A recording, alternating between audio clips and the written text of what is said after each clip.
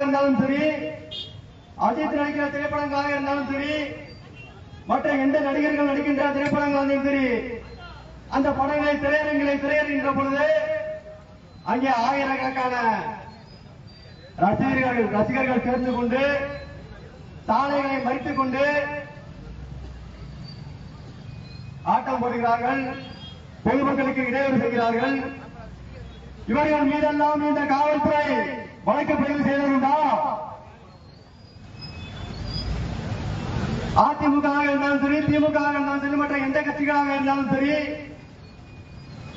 அவருடைய பிறந்தநாள் விழாவினை அல்லது மற்ற எந்த சுப நிகழ்ச்சிகளாக இருந்தாலும் சரி, சாலைகளை மறைத்துக் கொண்டு குதிரை வண்டி பந்தயம், மாட்டு பந்தயம் நடத்துகிறார்களே, அப்பொழுதெல்லாம் இந்த மக்களுக்கு இடையூறு செய்யப்படாதா? அவர்கள் மீதெல்லாம் இந்த